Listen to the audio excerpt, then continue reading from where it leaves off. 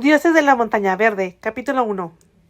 Una vez, en una época muy alejada de la nuestra, en un lugar de los confines más lejanos de nuestro universo, había un planeta llamado Eldorain, que significaba el ideal, y así era, o casi. Era el planeta más favorecido bajo todos los soles. Sin embargo, no siempre fue así. En sus lejanos y oscuros comienzos se lo había llamado, y con razón, el Sod Aport, que significa el desfavorecido.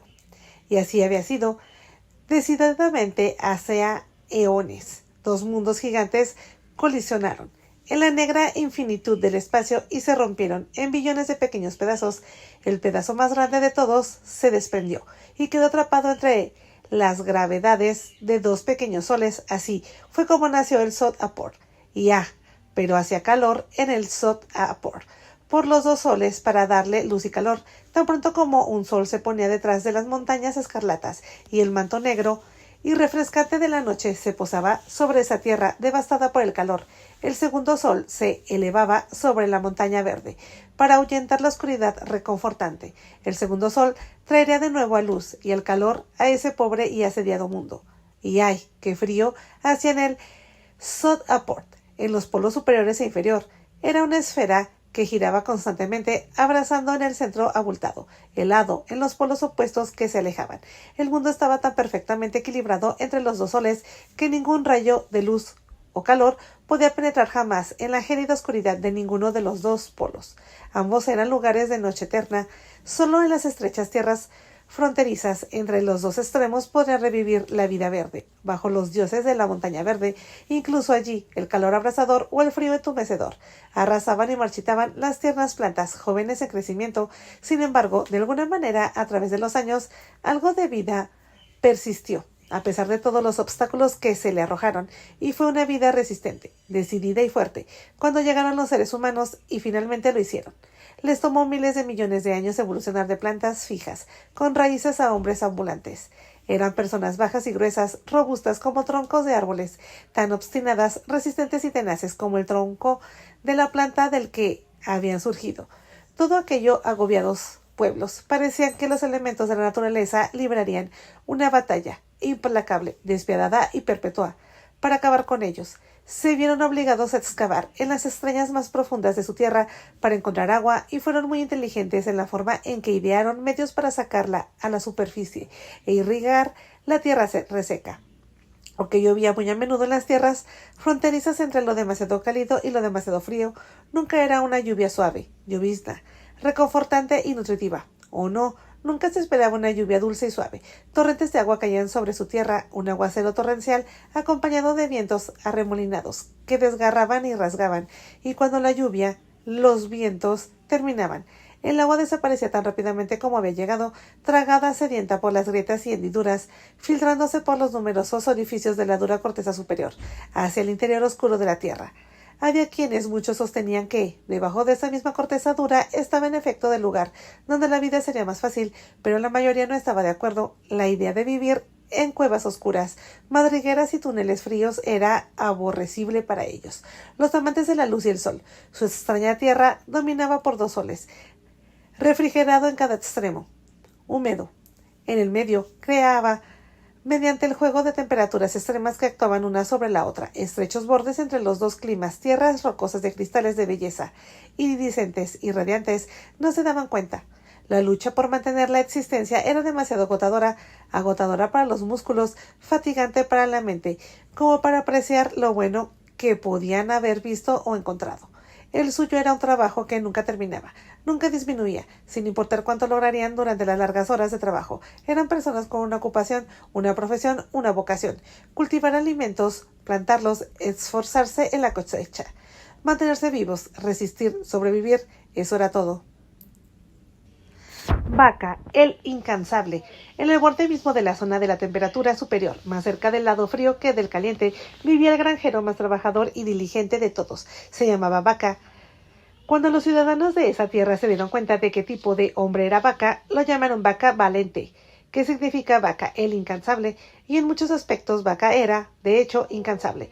La granja de Vaca era la más grande y productiva, sus manadas y rebaños de animales eran los más resistentes y aparentemente los más hábiles para encontrar follaje, mientras que los rebaños de otros podían encontrar poco, a veces nada. La casa de Vaca también era la más grande, la mejor. Estaba moldeada con la suave tierra interior. Luego, después de darle forma y tras horas de cocción bajo las abrasadores soles, el barro se volvió duro como una roca, luego se cubría con las fuertes y duras pieles de pluble, para evitar que las aguas impetuosas ablandaran y arrastraran la casa hasta convertirla en barro nuevamente. A las crías de puca, se les llamaba pucas, llegaban a su condena existencia corta y completamente rosadas y desnudas, tan pequeñas que podían caber en la palma de una mano humana. En 7 días doblaban su tamaño y estaban cubiertas de una pelusa esponjosa, de color amarillo verdoso, que no era exactamente plumas ni exactamente pelo. A medida que las pucas se hacían mayores, la pelusa se convertiría gradualmente en un pelaje espeso, plateado y azul humo. Ese era el color que lucían todos los habitantes de ese planeta. Afortunadamente para ellos, su color neutro combinaba bien con su tez, de color limón pálido, su pelo rojo fuego y sus ojos de color púrpura intenso. Una vez que las pucas alcanzaban la etapa de pelaje ahumado, maduraban rápidamente, como tenían que hacerlo toda la vida en el Sod Aport. Vaca necesitaba su gran y hermosa casa para tener 12 hijos y una hija. Su buena esposa, Lila, era la bastante fuerte y estaba lo bastante dispuesta como para darle 13 hijos. Más, si era de necesario. Ella sabía, los Vaca lo sabían, todos los Sod-Aporianos lo sabían, que en cualquier momento las tormentas podían llevarse a uno de los niños, o incluso a todos. Así eran las cosas. Un día creías que lo tenías todo a salvo y el siguiente todo había desaparecido. Había que proteger todos los cultivos de los vientos abrasadores. Había que hacer filas y filas de fogatas para proteger los cultivos cuando llegase el frío. Tanto sí hacía calor como sí hacía frío. Ambos extremos sabían exactamente cuál era el momento más vulnerable de cualquier semilla que plantaran, y ese era el momento en que las tormentas estaban destinadas a llegar. Aunque ambos extremos trajeran consigo cierto grado de desastre, de dolor y de pérdida, no era nada comparados con los montones en que los fríos llegaban. Calientes entraban y chocaban, entonces el aire se arremolinaba y daba vueltas, girando cada vez más rápido, hasta que cientos de embudos de viento tocaban el suelo y se llevaban todo lo que tenían por delante: campos de cereales, casas, vallas, parabrisas, contenedores de almacenamiento, animales, graneros y familias. Para aquellos que sobrevivieron, escondidos en las cavernas subterráneas, todo tendría que empezar desde el principio. Vaca rara vez se permitía pensar en cuántos comienzos había hecho, en cuánto había perdido. Si tuviera todos sus hijos que había engendrado, tendría 50. Si pudiera. Todas las casas de adobe que había construido, tal vez 100. Dios sabe, no llevaba registros. Seguía adelante planeando para hoy, mañana y tal vez hubiera un momento en el futuro que pudiera sentarse y pensar en cómo idear una manera de asegurar todo lo que era suyo, hacerlo permanecer suyo. Miró a su alrededor y vio a su familia, que su tercera esposa le había dado. Muy orgulloso, 12 hijos todavía vivos. Eso era una hazaña en sí mismo.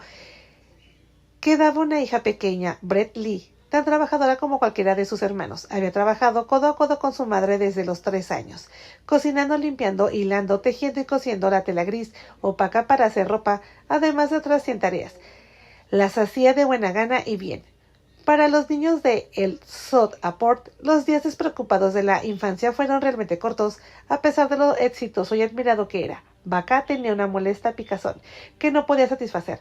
Esa insatisfacción era su hijo menor, Far Aguaut, el pastor, mientras sus hermanos mayores trabajaban sin descanso.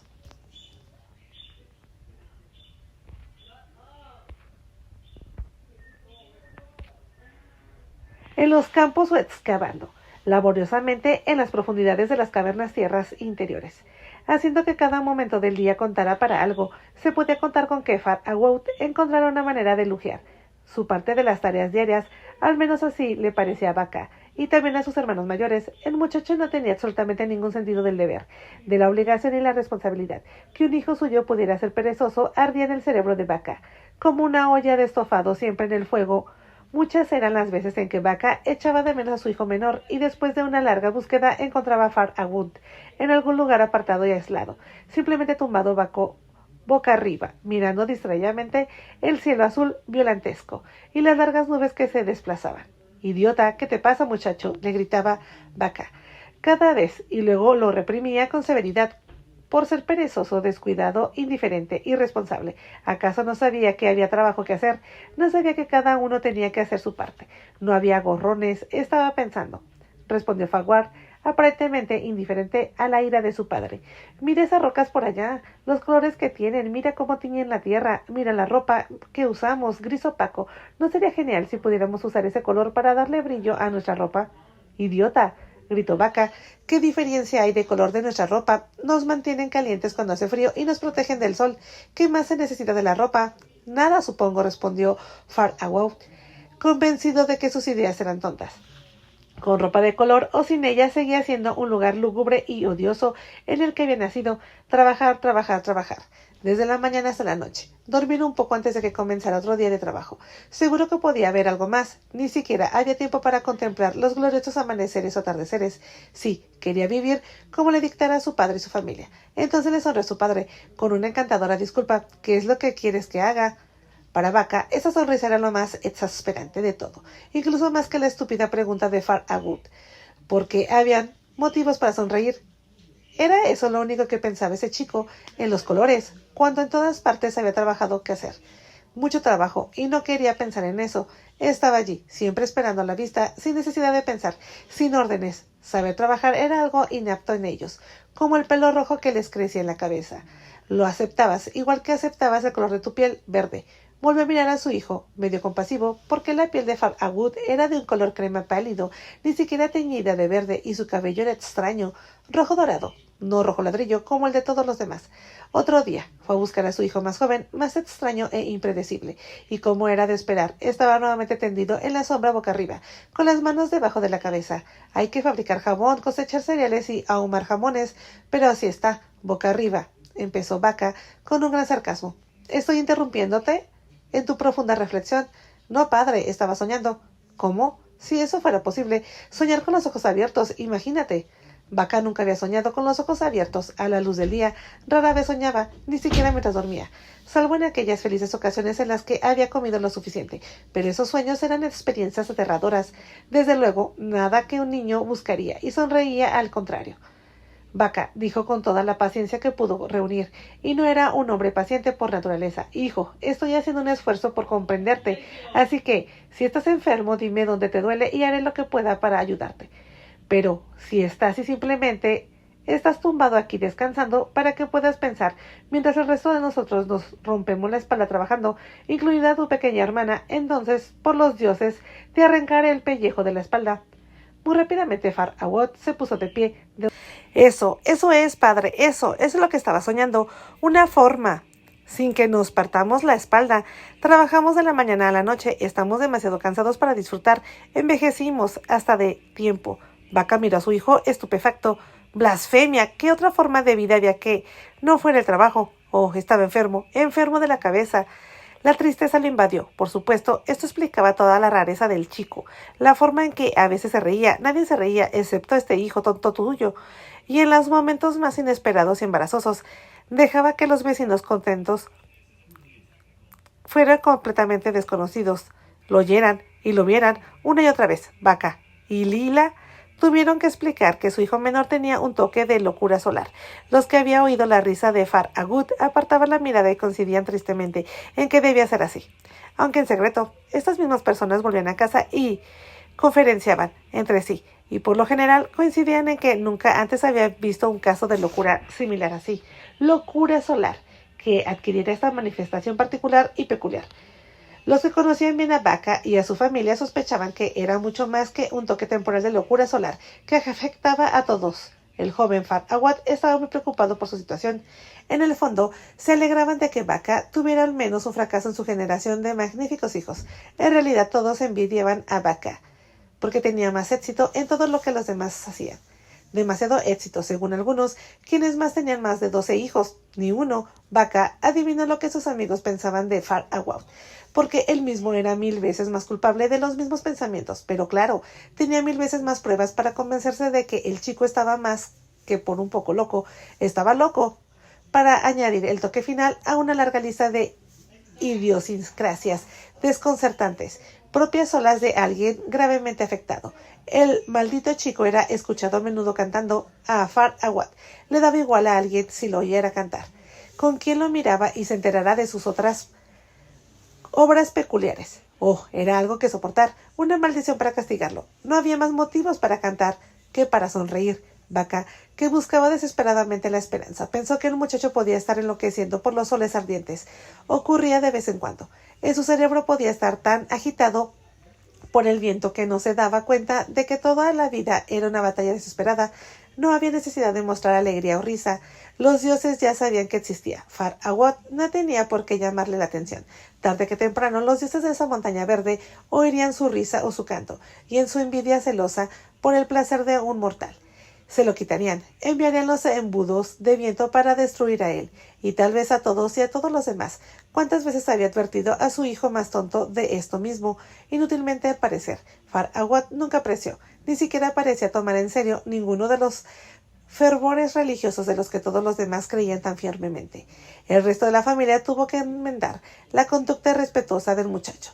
Sus columnas vertebrales se doblaban con tristeza en súplicas, sus hombros se hundían con tristeza, sus expresiones adusivas se volvían más largas que nunca, y todo solo convencer a los dioses de que no tenían un motivo real para envidiarlos. Todos sabían que los estaban castigando, deberían haberse quedado enraizados, nunca haber desarrollado piernas y haberlas usado. Los dioses nunca se movieron. Se quedaron donde estaban. No es de extrañar que estuvieran celosos viviendo allí, justo a la montaña verde, más allá de las montañas escarlatas, esperando su oportunidad de venganza total. Mientras Vaca se dirigía a casa, seguido por su hijo menor, inclinó aún más la cabeza. Far Awad el soñador.